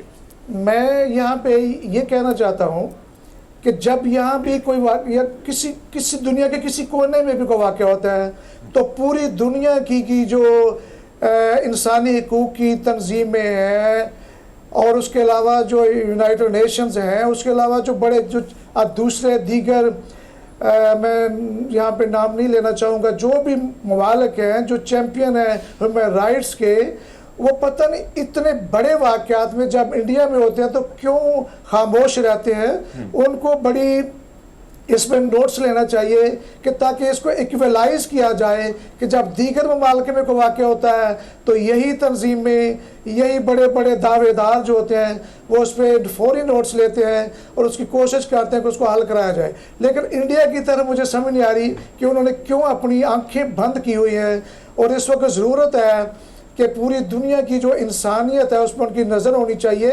ना कि इंडिया को छोड़कर। तो इसको हम यही कह सकते हैं कि ये एक डिस्क्रिमिनेटरी बिहेवियर जो है, जो अपने इंसानी हकूक़ की तंजीमें हैं बड़ी बड़ी, जिनके अंदर बड़े बड़े ममालिक शामिल हैं, तंजीमें शामिल हैं, ऑर्गेनाइजेशन शामिल हैं, तो मेरी उनसे दरख्वास्त होगी कि वो इस खसूसन इंडिया में मुदाखलत करें को इस ऐसे वाक़यात से उनको रोका जाए। सर ये कहिएगा कि मौसमाना रवैया जो है ना सिर्फ यहाँ पे बल्कि हम मुसलमानों पे भी देखते हैं, बल्कि हिंदुस्तान में ख़ास तौर पर अगर अक़लियतों की बात की जाए, आप पाकिस्तान में मौजूद है, इतनी दलेरी से आकर ऑन स्क्रीन आप बात कर रहे हैं और आपने भी इस चीज़ को सेकंड किया है कि पाकिस्तान में अक़लियती बरादरी को जिस तरह से हकूक़ दिए जाते हैं, रिस्पेक्ट दी जाती है, वो हम सब अच्छी तरह से जानते हैं।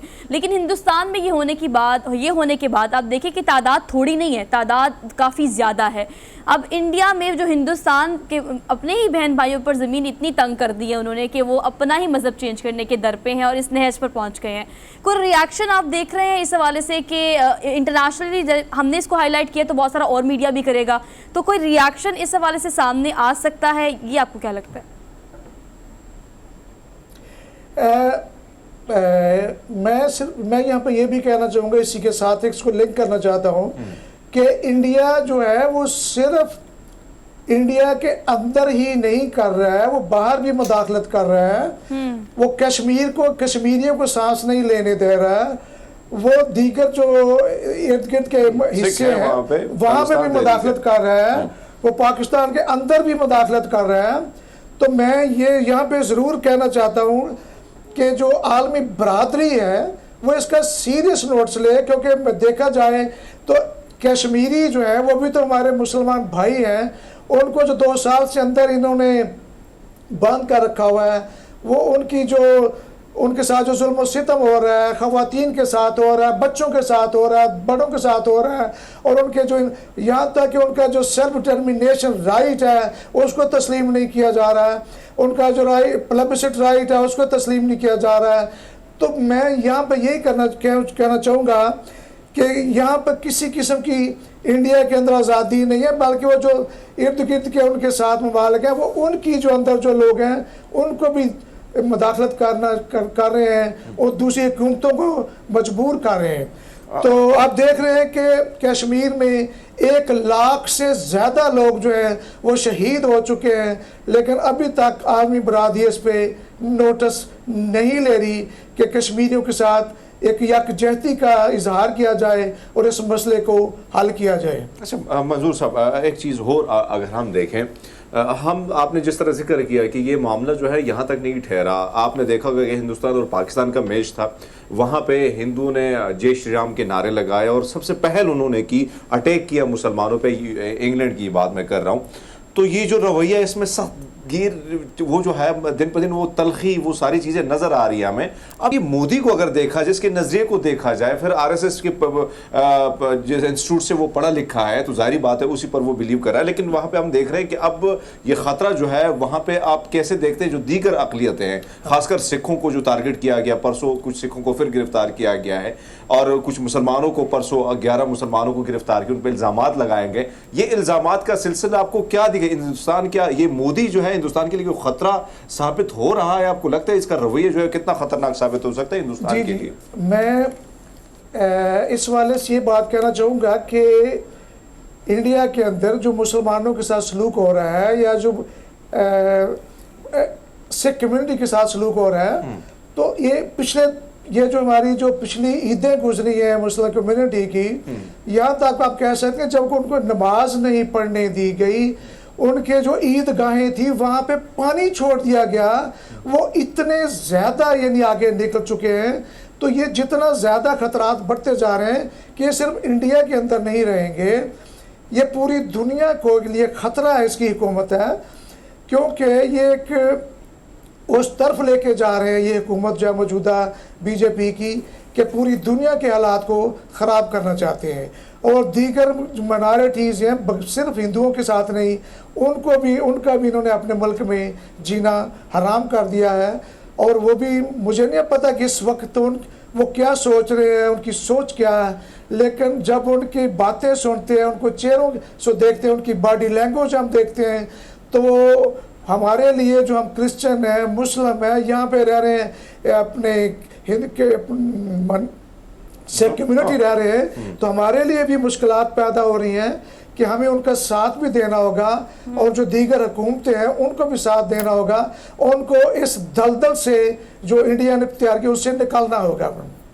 आपने और इसके सबसे ज़्यादा जो ज़रूरत है वो आलमी बरादरी है कि इसका सीरियस नोटिस ले और फौरी तौर पे ये जो रवैया है इसको एलिमिनेट करे, इसको एरेडिकेट करे, ताकि इस माहौल को ठीक किया जाए। मंजूर साहब, आपने बिल्कुल शुरू में अपनी गुफ्तगू के फरमाया था, बहुत अच्छा आपने कहा था, और वो ये था कि 1000 साल तकरीबन मुस्लिम हुकूमत वहाँ पे रही है और मुस्लिम हुकूमत में कभी कोई ऐसा वाक़या हमें नज़र नहीं आया कि जहाँ पे एक्सप्लॉइट किया गया हो इस बुनियाद के ऊपर कि दलित जो हैं या निचली ज़ात जो है उसको ज़बरदस्ती शामिल करवाया जाए अपने मुसलमान मज़हब के अंदर। फिर उसके बाद अंग्रेज़ आए, अंग्रेज़ों ने भी ये कोशिश नहीं की। लेकिन ये कमाल जो है ये सिर्फ अभी की गवर्नमेंट का है या RSS के तहत हिंदुत्व की जो पॉलिसीज़ हैं उन्हीं का है कि वो ऐसा काम कर रहे हैं कि हिंदुओं के अंदर भी उन्होंने खलीज पैदा कर दी है जिसकी बुनियाद के ऊपर लोग मजबूर हो रहे हैं।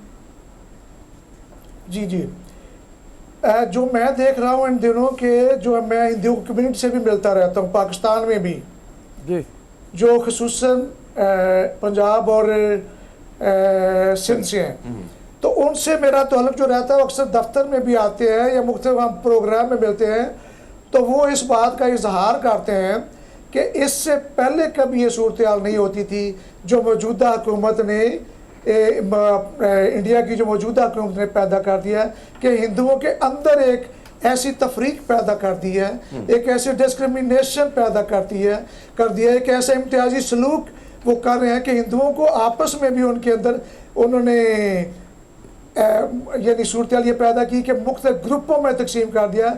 और ये मौजूदा जो उनकी हुकूमत है वही कर रही है, क्योंकि वो अपने आप को, अपने फ़िरके को, अपने डिनोमिनेशन को, अपने कबीले को सबसे ऊपर रखना चाहते हैं और बाकियों को वो इंसान ही नहीं समझते, क्योंकि हिंदुओं के साथ भी यही कर रहे हैं। अच्छा, बहुत मेहरबानी सर, बहुत शुक्रिया, थैंक यू वेरी मच मंजूर साहब। हमें चलना ब्रेक की तरफ, क्विक ब्रेक लेनी है, वापस आते हैं। आप देखते रहिए ये प्रोग्राम जिसे हम कहते हैं गुड मॉर्निंग पब्लिक।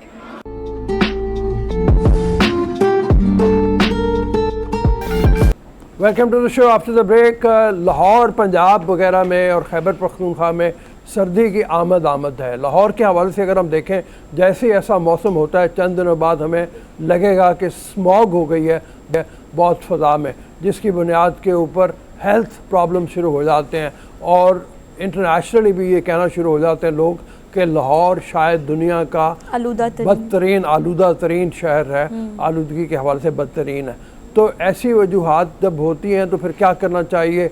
ऐसे कराची के हालात देखा जाए तो वहाँ पे सनती जो अखराज है उसकी वजह से भी हालात बहुत ख़राब होते हैं। अब लाहौर की, पंजाब की अगर हम बात करें तो ऐसे में हुकूमत कोशिश करती है कि जब ऐसे वाक़यात होते हैं तो फिर किसानों के फसलें जलाने पे पाबंदी हो रही होती है, गिरफ्तारियाँ हो रही होती हैं, लेकिन लोग बाज नहीं आते और गाड़ियों का जो धुआं है वो उसके साथ मिलके, फैक्ट्रियों का धुआं उसके साथ मिलके एक अजीब फ़िज़ा क्रिएट करता है जो मैंने जैसे पहले कहा सेहत के लिए बहुत ही नुकसानदेह होती है। इन तमाम मामलों में बात करने के लिए राय अरसलान साहब हेल्थ एक्सपर्ट हैं, हमारे साथ मौजूद हैं, उनसे चल के बात करते हैं। अस्सलाम वालेकुम। वालेकुम अस्सलाम। सर बिल्कुल दिन करीब आ गए जी जी। और स्मॉग दोबारा हो जानी है, तो अब किया क्या जाए? पहले से कोई तदारुक हो सकता है, कोई रुकावट हो सकती है जो इस बुनियाद पर डाली जाए और कोई माहौल को बेहतर रखा जाए? Sure, thank you so much for giving me time आपसे बात करने के लिए और इसी प्रोग्राम के तवज्जुह से तमाम लोगों को बताने के लिए। सबसे पहले एक इम्पॉर्टेंट चीज़, एक इम्पॉर्टेंट नुक्ता जो यहाँ पे समझना बहुत ज़रूरी है वो ये है कि ये जो प्रॉब्लम्स हैं इनका कोई शॉर्ट टर्म ओवरनाइट सोल्यूशन हमारे पास नहीं है। नहीं, true, very true. This is going to be a long term journey जिसके अंदर हमें कुछ पॉलिसी डिसीजंस ऐसे लेने पड़ेंगे, हमें कुछ ऐसे बिहेवियरल चेंजेस पब्लिक के ऊपर करने पड़ेंगे ताकि इस रिस्क को कम से कम किया जा सके। ठीक है। तो उसके लिए अगर हम देखें, अगर लाहौर की स्पेसिफिकली बात की जाए तो लाहौर में टोटल एयर पोल्यूशन है उसमें 42% जो है उसका that comes from transport, The 20% comes from industry and the rest comes from जो आपका वेरियस दूसरे आपके जो मीन्स होते हैं पोल्यूशन के, राइट। सो ट्रांसपोर्ट हमारे यहाँ अगर आप देखें तो सबसे पहले rickshaws, motorcycles, the fuel that we use, उसकी क्वालिटी जो इंटरनेशनल स्टैंडर्ड्स पे अभी यूरो 7 तक पहुंच चुकी है, हम लोग अभी सिर्फ यूरो 2 प्रोड्यूस कर रहे हैं, विच इज द रीजन जिसकी वजह से वो नाइट्रस ऑक्साइड और दूसरी गैसेस जो हैं वो जाती हैं हवा में, मॉइस्चर के साथ मिलती हैं और वो स्मॉग की सूरत में हमारे यहाँ एक बहुत बड़ी आफत बन के आ जाती है। ठीक है। तो इसके ऊपर लॉन्ग टर्म पॉलिसी मेकिंग की बहुत शदीद जरूरत है और उसका फुकदान भी है अभी अनफॉर्चुनेटली हमारे मुल्क में। एज फार एज आपकी दूसरी बात कि लोगों को क्या करना चाहिए, मुझे लगता है कि जैसे ही स्मॉग या इस तरह की सूरत हाल आती है तो आपको पब्लिक ट्रांसपोर्ट के ऊपर ज्यादा रिलाई करना चाहिए। Instead of taking your own cars, आपको कोशिश करनी चाहिए कि आप वॉक करें ताकि आपका जो कंट्रीब्यूशन है टुवर्ड्स द होल सिनेरियो कम से कम हो सके। मुझे याद है कि मैं कुछ देर पहले पढ़ा था कि इटली में उन्होंने ये किया कि जैसे ही वो इस तरह के हालात हुए तो उन्होंने पब्लिक ट्रांसपोर्ट फ्री कर दी। बिल्कुल बिल्कुल। तो ताकि लोग गाड़ियां अपनी जो है वो बाहर ना निकालें और एनवायरनमेंट पोल्यूशन ना हो। बिल्कुल बिल्कुल। एक तो वो सूरत हाल हो सकती है कि लोगों को मतलब इस तरह से किया जाए, दूसरे ट्रांसपोर्ट की जो क्वालिटी है वो बेहतर की जाए, फ्यूल क्वालिटी को बेहतर किया जाए, पब्लिक ट्रांसपोर्ट की क्वालिटी को बेहतर आप जरूर करेंगे क्योंकि अगर जब तक आपकी पब्लिक ट्रांसपोर्ट की क्वालिटी अच्छी नहीं होगी, वो वेल कनेक्टेड नहीं होगी अर्बन सेंटर्स के साथ, तो लोग उसके ऊपर रिलाई नहीं करेंगे बिकॉज वो लोगों के लिए ज्यादा कॉस्टली, ज्यादा कम्बरसम बनेगा। आप पब्लिक ट्रांसपोर्ट ऐसी लोगों को दें कि वो अपनी गाड़ियां प्रेफर ही ना करें निकालना rather than going to the public transport. गाड़ियों की बात कर रहे हैं तो राय साहब मुझे ये बताएगा कि अगर हम इस वक्त देखें तो लाहौर में, हम कराची की भी बात नहीं करते, हर घर में ज्यादा से ज्यादा और कम से कम 2 से 3 गाड़ियां हैं। जी जी, हर घर में हर एक बंदे की एक इंडिविजुअल गाड़ी है। गाड़ियों की तादाद पिछले कुछ सालों में लाहौर में बहुत ज्यादा हो गई। आपने कहा कि अगर 80% स्मोक की वजह हम गाड़ियों को कहें तो वो गलत नहीं होगा। हमें आदत पड़ गई थी मास्क लगाने की कोविड में, जो कि हमें इस हद तक बचा सकता है। Let's talk about the precautions कि हम एज ए इंडिविजुअल क्या कर सकते हैं, वो तो अलग बात है, लेकिन अब सर्दियां आ गई जिसका इंतजार हम पूरा साल करते हैं, हमें उसको एंजॉय भी करना है, हमें बाहर भी जाना है, हमें वॉक भी करनी है। ये स्मोक और फॉग जो मिक्स हो जाता है ये कितना डेंजरस है और हाउ टू डिफरेंशिएट? बिल्कुल बिल्कुल। Now that's a very important question. Smog basically is a mixture of fog and smoke. Okay. So particulate matter is something that exists in our air, ठीक है, और overall internationally उसकी जो quantity है that should be less than 2, but unfortunately Pakistan में it's 2.5 in Lahore and it's even more than that. और air quality index is another statistic जो हमें बताएगा कि सूरत हाल कितनी खराब है। 300 एयर क्वालिटी इंडेक्स अगर हो तो उसके ऊपर जब आप जाते हैं तो दैट इज कंसिडर्ड हैजर्डस। लेकिन अगर हम लाहौर में लास्ट ईयर की बात करें जब स्मॉग यहाँ पे आया था तो हमारी AQI 700 से भी अबव थी। Now that is very very severe, very dangerous. It's equivalent to smoking 50 cigarettes in a day if only if you breathe in that air. तो this is the level of threat that we are dealing with, but unfortunately उसके approximately उतना ही seriousness as far as policy is concern नहीं दिया जा सका। तो अब अगर if we try to break down this problem, जिस तरह हमने कहा कि 42% of the contribution comes from आपकी ट्रांसपोर्ट सेक्टर, तो उसमें सबसे इंपॉर्टेंट चीज है कि आप रिक्शाज और इस तरह की जो आपके मोटर बाइक्स हैं, मोटर बाइक्स की सेल्स जो हैं with in last 10 years 72% increase हुई हैं। सो आप मोटरसाइकिल्स भी आप बेच रहे हैं, लोग खरीद भी रहे हैं, but then again all of that is contributing towards this whole problem. आप में उसमें आपको फ्यूल क्वालिटी अपनी बेहतर करनी है, अपनी पब्लिक ट्रांसपोर्ट को बेहतर करना है, ताकि लोग उस जरिए के ऊपर ज्यादा इन्हिसार कर सकें। हरमीत हमारे साथी है इस्लामाबाद में। जी हरमीत। समथिंग। जी अरसलान, बहुत मज़े की गुफ्तगू आप कर रहे हैं। बड़े अगर हम देखें, हमें याद है कि पिछले साल जो है बहुत ज़्यादा वहाँ पे स्मोक बड़ी ज़्यादा थी लाहौर की, अगर हम बात करें, और हुकूमत की जानिब से जो है बार बार वो दावे भी किए जा रहे थे कि भाई मसनूई बारिश जो है वो की जाएगी, और वो हुई नहीं, गर्मियाँ भी आई। फिर क्या ऐसे इक़दाम होने चाहिए इनिशियल में कि कम से कम इसकी जो रोकथाम है उसमें कम से कम थोड़ी बहुत जो है वो कमी हो सके? जो आप बता रहे हैं तो यही ख़तरनाक है कि इंसान के लिए और जो दीगर जो है जानवर हैं जो भी है उनके लिए भी कितना ये खतरनाक है, आपने जिस तरह बता दिया। तो क्या ऐसे इक़दाम होने चाहिए इनिशियल में कि कम से कम इसको कम किया जाए, देखा जाए इसको? देखिए, क्योंकि ये प्रॉब्लम इस तरह का है कि स्टेट लेवल पे इसको डील किया जा सकता है। पर्सनल लेवल पे what you can do is wear a mask, 2 mask आप पहने, अपना एक्सपोजर टू आउटर एटमॉस्फेयर कम से कम रखें, इतना जितना आपको जरूरी है, उससे ज्यादा आप खुली फिजा में मत जाएं, at least for this given period of time, जब आपको पता है कि हवा की क्वालिटी जो है वो बहुत खराब है। पब्लिक और पब्लिक ट्रांसपोर्ट के ऊपर ज्यादा इंहिसार करें, जिस तरह मैंने पहले बात की, बाहर अपना कंट्रीब्यूशन लिमिटेड करें जितना हो सके मिनिमम। पब्लिक जो है वो बेसिकली इसी तरह की चीजों के साथ कर सकती है, लेकिन स्टेट की जब हम बात करते हैं, जब हम गवर्नमेंट की बात करते हैं, तो ऑब्वियसली उनको एक लॉन्ग टर्म प्लान बनाना है, एक पॉलिसी फ्रेमवर्क बनाना है। हम देखें, बात करें अगर हम इंटरनेशनली स्कैंडिनेवियन कंट्रीज की, तो वहां पे परमिट्स हैं, दे वुड अगर फॉर एग्जांपल आपके पास इंडस्ट्री है और आप जो है वो इतनी पोल्यूशन आप करते हैं, ठीक है, अब वो आप कहेंगे कि ठीक है यार, मैंने अपने प्रोडक्ट्स बनाने हैं, मेरी मार्केट है, मेरी इकोनॉमी है, I have to sustain myself, तो ये जरूरी है, ये नागुज़ीर है इतनी पोल्यूशन, तो आप कार्बन इम्प्रिंट, आप अपने फुटप्रिंट उनके साथ ट्रेड कर सकते हैं, आप पैसे दें, आप उस if this is something which is not been implemented in Pakistan, but we see that कि इंडिया में भी ये हो रहा है कि आप इंडस्ट्रीज को कहते हैं कि अगर आपने इससे ज्यादा पोल्यूशन करनी है तो आपको हमें पैसे देने पड़ेंगे, for every inch of carbon that you put in the air you have to pay us, ताकि उनके पास इंसेंटिव हो कि वो उसको कम से कम करें। ठीक है, आपने एक बात की कि ये देखिए ओवरनाइट कोई चेंज नहीं आ सकता, कोई पॉलिसी लॉन्च नहीं की जा सकती।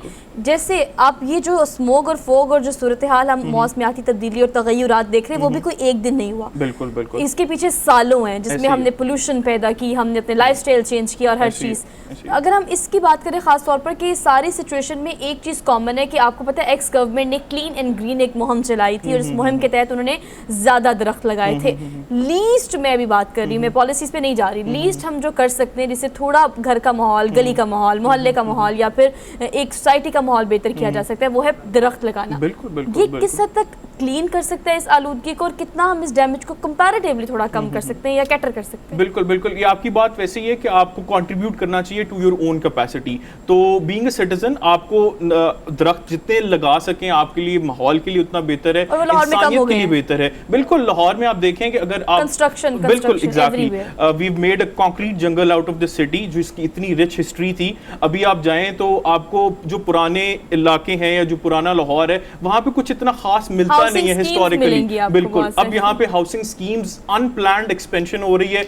तो यही इशू है कि जब आप प्लान नहीं करते कि आपने पॉपुलेशन को कैसे कंट्रोल करना है, इतनी ज़्यादा मोटरसाइकिलें, इतनी ट्रैफिक बढ़ रही है, आपने उसको कैसे कंट्रोल करना है, आपने इंडस्ट्री का क्या करना है, तो then these things will come up as problems for your country. बहुत ज़रा जो 2 चीज़ें आपने कही, जी, और एक तो फैक्ट्री का जो अखराज है इंडस्ट्रियल वेस्ट का, वो हम कंट्रोल नहीं करते, ना ही हमने कोई ऐसे उनको पैमाने बनाए हुए हैं कि उनको जाके हम पकड़े इस बुनियाद के ऊपर कि आपने एनवायरनमेंट को पाक रखने के लिए, साफ रखने के लिए कोई अपने अंदर मैकेनिज्म ऐसा बनाया कि नहीं बनाया। कोई चालान नहीं होते, कोई कुछ नहीं होता। और दूसरी चीज़ जो है, अब जैसे आपने बताया कि मोटरसाइकिलें, उसके साथ आ गए लोडर और साइकिल रिक्शे। जी बिल्कुल, साइकिल रिक्शे जो हैं वो छोटी मोटर बाइक होती है, ज़्यादा सवारियां होती हैं, ज़्यादा धुआं छोड़ते ऐसे ही हैं, है, उसको रोकने का भी कोई तदारुक नहीं नहीं है। है। तो ये तो स्टेट कम से कम कर सकती है ना कि इनको बिल्कुल, पकड़े। बिल्कुल ऐसे ही, सही कह रहे हैं आप। और इसके अलावा स्टेट ये कर सकती है कि लोगों के आप एनवायरनमेंट को प्रायोरिटी बनाएं। पूरी दुनिया में आप देखें climate change is an existential अभी थ्रेट हमने फॉर आवर स्पीशी। अभी जो हमने फ्लडिंग देख में लिया, देखा, बिल्कुल फ्लडिंग में हमने कि क्या देखा हुआ है। है हमारे साथ। हाँ। तो अगर हम लोग हाथ पे हाथ धरे रख के बैठे रहेंगे या अपना मुंह फेर लेंगे कि ये प्रॉब्लम एग्जिस्ट नहीं करती, तो कल को ये these are going to come and bite us in our tail, तो वो हमारे लिए उतना ही खराब सूरत हाल होगी। अब पूरी दुनिया में हम देख रहे हैं कि एनवायरमेंट को सीरियसली लिया जा रहा है, इलेक्ट्रिक व्हीकल्स आ रही हैं, लोग ग्रीनर एनर्जी की तरफ ट्रांसफर कर रहे हैं, लेकिन पाकिस्तान अनफॉर्चुनेटली अभी उस दौड़ में बहुत पीछे है। जैसा कि मैंने बताया कि दुनिया में जो फ्यूल की टेक्नोलॉजी यूज की जाती है दैट इज यूरो 7, पाकिस्तान में अभी यूरो 2 पे ही चल रहा है। तो जितना ज्यादा आप उसको रिफाइन करते जाएंगे उतनी पोल्यूशन एयर में कम जाएगी। अच्छा, ये हम कॉज की बात कर रहे हैं जी, और जी। आप देखिए हमने देखा है कि इस सारी सिनेरियो में हमने इस पे भी बात करनी है कि हमने प्रिकॉशंस क्या क्या करनी है। ऑल दो आलूदगी आ गई, मौसमियाती तब्दीली आ गई, और हमने ये देखा कि फिर हम इसे नेचुरल डिजास्टर का नाम दे देते हैं। अपनी जी, जी। गलती हम कहीं ऐसे कंसीडर ही, नहीं करते, ऐसे हालांकि ये हमारे ही वो लगाई हुई चीज़ें हैं जो ऐसे हमें अब ही, नुकसान ऐसे ही, पहुंचा बिल्कुल रही ऐसे हैं। ही। बच्चों के लिए, बड़ों के लिए we have to go out, हमें बाहर निकलना है, काम करना है, बच्चों ने स्कूल जाना है। तो अब किस तरह की एहतियात, बीइंग अ हेल्थ कंसल्टेंट, आप क्या सजेस्ट करते हैं, क्या क्या एहतियात करनी आई वुड चाहिए? से कि डेफिनेटली जब भी आप बाहर निकलें ऑलवेज वेयर 2 मास्क, ठीक है। और ज़रूरत के तहत, सिर्फ अशद ज़रूरत के तहत आप बाहर निकलें। अब कोशिश करें कि अपनी आउटडोर एक्टिविटीज़ को लिमिट करें at least for this given period of time, because there is nothing else that you can do. आप कुछ ऐसा नहीं कर सकते कि आप चुटकी बजाएंगे और आप स्मोक से इफेक्ट नहीं होंगे। आपके पास बहुत थोड़ी प्रिकॉशंस हैं, दैट इज आप मास्क पहने, आप जो है वो बाहर कम से कम जाएं, और चीज़ें जलाने से, कुछ लोग होते हैं अनफॉर्चुनेटली कूड़ा जलाते हैं, इस तरह की चीज़ें जलाते हैं, फसलें जला रहे होते फसलें, हैं, बिल्कुल बड़ी-बड़ी इन फसलें। दिनों में इंडिया बहुत ज़्यादा में होता जो है। एक बहुत बड़ा मसला भी क्रिएट हुआ है, दिल्ली आपको पता है लाहौर के बाद was the second most polluted जी। सिटी इन द वर्ल्ड, और उनका जो इशू है वो ये स्टबल बर्निंग से आया है, जब जी। उन्होंने वो फसलें जलाई, क्योंकि अच्छा, हमने एक क्विक क्वेश्चन लेना है, जी, जी। सॉरी, क्विक क्वेश्चन लेना है हरमीत से। हरमीत जल्दी से सवाल कर रहे हैं। जी जी। अच्छा अरसलान, एक चीज़ जो बड़ी अहम है जिसमें मैं चाहता हूँ कि आप डिस्कशन थोड़ी बहुत करें, आबादी की बात की जाए। आबादी बहुत तेज़ी से बढ़ रही है, उसके इक़दाम रोकथाम के लिए भी कुछ उस तरह नहीं हो रहा, उसकी वजह से इस किस्म की पोल्यूशन में कितना इजाफा हो रहा है, उसको कैसे आप देखते हैं? जी, बहुत इंपॉर्टेंट पॉइंट आपने उठाया Harmeet. It's directly link to pollution, because आपकी आबादी जितनी ज़्यादा होगी उतने ज़्यादा लोग आपकी कार्स खरीदेंगे, उतने ज़्यादा लोग आपकी मोटरसाइकिल पे सफ़र करेंगे, उतने ज़्यादा लोग उस कम एरिया में सांस ले रहे होंगे, उतने ज़्यादा लोग अफेक्ट होंगे, आमदोरफ्त उस लिहाज से। आमदोरफ्त बहुत ज़्यादा हो जाएगी। तो डेफिनेटली आबादी एक बहुत बड़ा मसला है, और आबादी एक वो इशू है जहाँ से इवेंचुअली हर चीज़ आके लिंक कर देती है। बिकॉज अगर आप फूड स्केर्सिटी की बात करें तो वो भी आबादी से लिंक्ड है, अगर आप किसी भी चीज़ की शॉर्टेज की बात करें वो भी आबादी से लिंक्ड है। इसी तरह यहाँ पे हर इंसान कंट्रीब्यूट कर रहा है towards certain degree of pollution जो कि हम क्रिएट कर रहे हैं। तो वो जितने ज़्यादा लोग होंगे डेफिनेटली आबादी उसका एक बहुत बड़ा आंसर है, और उससे लिंक किया जा सकता है आबादी को। ऑल दो चलें, thank you so much for being here, और Thank you, बड़ी thank अच्छी you, productive thank you. Discussion रही मुझे इस चीज़ की कि अगर हम ये बात कर रहे हैं कि हम सब ने कंट्रीब्यूट किया अपने अपने हिस्से का, और उसके बाद ये पोल्यूशन यहाँ तक पहुँची है, तो अब हमें कंट्रीब्यूट दोबारा करना पड़ेगा for the productivity, for the sake of कि हम किस तरह से इस चीज़ को ख़त्म कर सकते हैं। अल्टीमेटली नुकसान हमारी जानों को और हमारे घर वालों को, हमारे बच्चों को होना है। तो एहतियात करें और कोशिश करें कि अपना हिस्सा ज़रूर डालें। एक छोटी सी क्विक ब्रेक लेनी है सर, ब्रेक ले रहे हैं ना सर? ब्रेक ले रहे हैं, क्लोजिंग करनी है? ये ब्रेक लेना। अच्छा, ब्रेक लेनी है, चलिए ब्रेक लेके वापस आते हैं। अभी आप अल्लाह हाफिज़ नहीं करना आपको, आप वापस आए।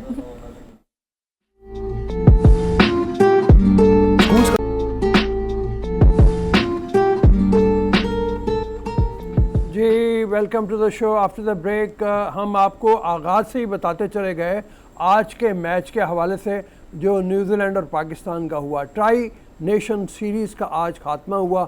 इसका फाइनल था जो न्यूजीलैंड और पाकिस्तान के दरमियान खेला गया, और पाकिस्तान ने ये जीत लिया।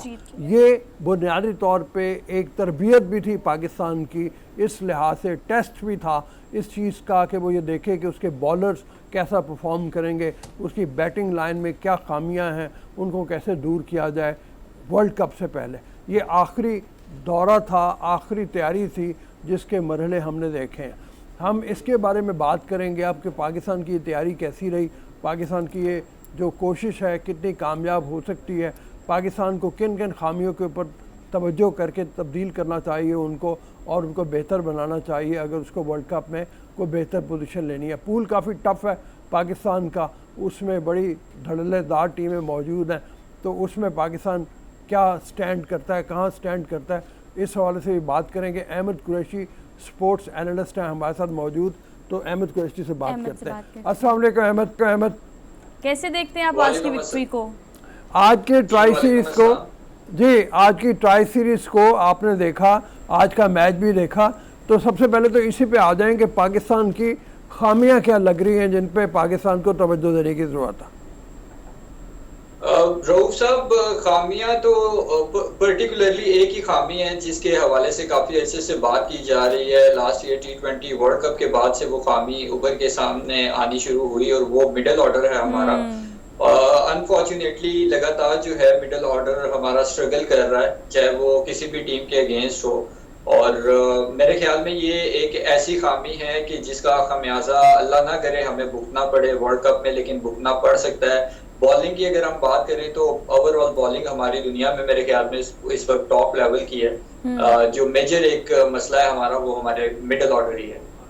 अच्छा, अब आप ये बताइए कि 2 प्लेयर्स हमारे हैं जिनको वापस आना है टीम में, क्या फ़खर ज़मान के आने से, फ़खर ज़मान ने हालांकि जो उससे पहले इंग्लैंड के ख़िलाफ़ सीरीज़ हुई थी उसमें को बहुत आला परफॉर्म नहीं किया था, लेकिन फिर भी फ़खर ज़मान एक टेस्टेड प्लेयर हैं, तो फ़खर ज़मान के आने थे ही नहीं रऊफ साहब, इंग्लैंड के अगेंस्ट सीरीज में नहीं थे फ़खर ज़मान। फ़खर उससे पहले की सीरीज़ में जी फ़खर ज़मान के जो मैचेस में पहले एशिया कप में थे, एशिया कप में सॉरी एशिया कप कह रहा हूँ, उसमें भी जो है वो इस तरह से परफॉर्म नहीं कर सके थे, लेकिन ये है कि इंग्लैंड के अगेंस्ट सीरीज में नहीं थे जी, तो उनकी परफॉर्मेंस को बहुत आला नहीं थी काफ़ी अर्से से। उस हवाले से देखा जाए तो उनके आने का कितना फ़र्क पड़ेगा। दूसरे शाहीन शाह अफरीदी ने आ जाना है, शाहीन शाह अफरीदी से बॉलिंग तो और ज़्यादा तकवीत मिलेगी बॉलिंग को, इस हवाले से भी फरमाइए।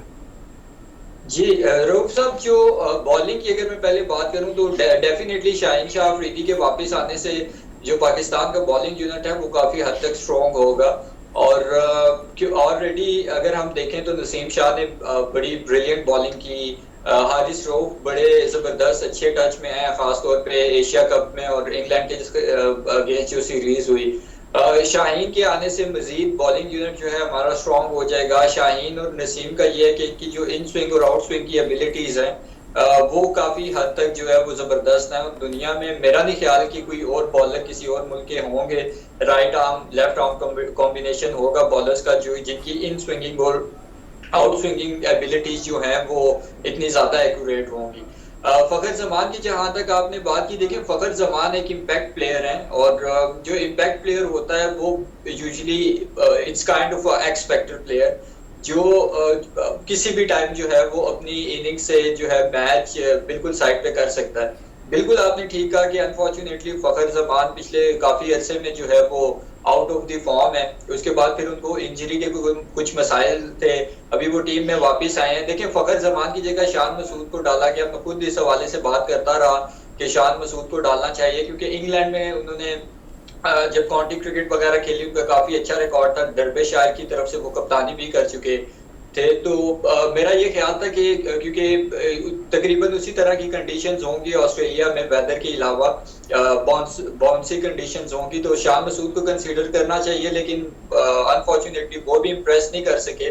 तो होपफुली कि फ़खर ज़मान इंजरी के बाद कम बैक कर रहे हैं तो वो जो है कुछ अपनी तरफ से कंट्रीब्यूट कर सकें बैटिंग लाइन में। जी हरमीत। अहमद कुरैशी, अगर हम देखें सारी सूरत हाल में मोहम्मद नवाज की अगर बात की जाए तो बड़ी अच्छी दूसरा मैच है, बड़ी अच्छी परफॉर्मेंस उनकी जाए, बैटिंग में बड़ी अच्छी उनकी परफॉर्मेंस है। इससे पहले हमने देखा कि इंग्लैंड का जब इंग्लैंड की टीम पाकिस्तान आई थी, लेकिन इस सारी सूरत हाल में अगर हम देखें हमने उसको एक ऑलराउंडर की तरह टीम में लेके गए हैं। अब उसको खिलाना भी उसी तरह है, लेकिन कहीं ऐसा लग रहा है कि बॉलिंग में उसको वो चांस नहीं दिया जा रहा। आप कैसे समझते क्या उसको ऑलराउंडर की तरह खिलाना चाहिए आगे मजीद मैचेस में, या सिर्फ बैट्समैन की तरह ही वो खेलेगा? अच्छा हरमीत, जब मोहम्मद नवाज को इंक्लूड किया गया था स्क्वाड में तो ये कह के इंक्लूड किया गया था कि इमाद वसीम की जगह इनको कंसीडर कर रहे हैं। इमाद वसीम को अगर हम यूजुअली देखें तो वो शुरू में ही आके ओवर वगैरह डालते थे। ठीक है, आपका बॉलिंग अटैक काफी ज्यादा मजबूत है, लेकिन मेरे ख्याल में ये सीरीज जो है एक बेहतरीन मौका था मोहम्मद नवाज को प्रॉपर चांस देने का कि वो पावर प्ले में आके अपने ओवर्स डालें, क्योंकि पावर प्ले में जो है वो इस तरह का स्पिनर जिसका बॉल जो है वो ड्रिफ्ट इन होता हो वो काफी ज्यादा इम्पैक्ट क्रिएट करता है। वो आपको अगर शुरू में एक दो विकेटें ले देता है तो आप काफी ज्यादा जो है वो स्ट्रॉन्ग पोजीशन होती है। यूजुअली आजकल की क्रिकेट ऐसी है कि पावर प्ले ही एक तरह का डिसाइडर होता है। दोनों साइड से जो भी टीम अच्छी तरह से पावर प्ले के ओवर्स को कंज्यूम करती है आइदर बैटिंग में और बॉलिंग में, हमने देखा कि यूजुअली वही जो है वो मैच भी जीतते हैं। तो मोहम्मद नवाज को अगर एज एन ऑलराउंडर लेके गए हैं तो मेरे ख्याल में कि उनको बैटिंग में तो उन्होंने नो डाउट शो किया है। एशिया कप में इंडिया का मैच अगर हम देखें वो भी हम नवाज की वजह से जीते। ये जो बैक टू बैक 2 मैचेस में उन्होंने परफॉर्मेंसेस दी, तो नवाज का बैटिंग में तो बहुत एक इम्पोर्टेंट रोल है, लेकिन मेरे ख्याल में उनको बॉलिंग में भी प्रॉपर मौका देना चाहिए, क्योंकि वो कोई पार्ट टाइम बॉलर तो है नहीं कि आप उनसे पूरे ओवर ना कराएं, प्रॉपर बॉलर है। और जब आप उनको एज एन ऑलराउंडर लेके गए हैं तो आई थिंक कि जो उनकी एबिलिटीज हैं उनसे भरपूर फायदा उठाना चाहिए। और अगर इन केस आज भी आप अगर देखेंगे न्यूजीलैंड के जब मैच में अभी फाइनल में जब उनके शुरू के 2 सीमर्स को मार पड़ी तो उन्होंने एकदम से स्पिनर को इंट्रोड्यूस करा दिया। तो आई थिंक कि हमारा थोड़ा सा जो है हम लोग लैग करते हैं बड़ी डिसीजंस लेने में भी, और कुछ ज्यादा सोचना शुरू कर और अल्टीमेटली हम देखते हैं कि जहाँ से भी हम स्पोर्ट्स एनालिस्ट या किसी से भी हम लोग अगर तज्जिया लेते हैं तो मिडिल ऑर्डर पर ही बात की जाती है। अपने प्रोग्राम में भी हम करते हैं। Thank you so much Ahmad देर। और आपका तज्जिया बिल्कुल वही था जो सर आप हमेशा देते होते हैं कि वर्ल्ड कप के लिए आज का मैच बूस्टअप हो सकता है, लेकिन उन कमियों पे काम करके अगर मिडिल ऑर्डर बेहतर होगा तो ही हम सर वर्ल्ड बहुत बड़ा कंसर्न जो होगा वो ना तो खुशदिल चल रहा है और ना आसिफ अली चल रहा है, तो उसका मुतबादल क्या होगा, ये एक बहुत बड़ा कंसर्न है। किस तरीके से उनको बेहतर करेंगे। बहरहाल आज का टाइम में खत्म हो रहा है सर, अब छुट्टी लेते हैं, आगे वाले 2 दिन छुट्टी है। आप भी लाहौर का मौसम अच्छा हो गया है, एंजॉय करें और अच्छा सा वीकेंड प्लान करें। Happy weekend from our side. अपना बहुत सारा ख्याल रखें। इंशाल्लाह मंडे को मुलाकात होती है। अल्लाह हाफिज।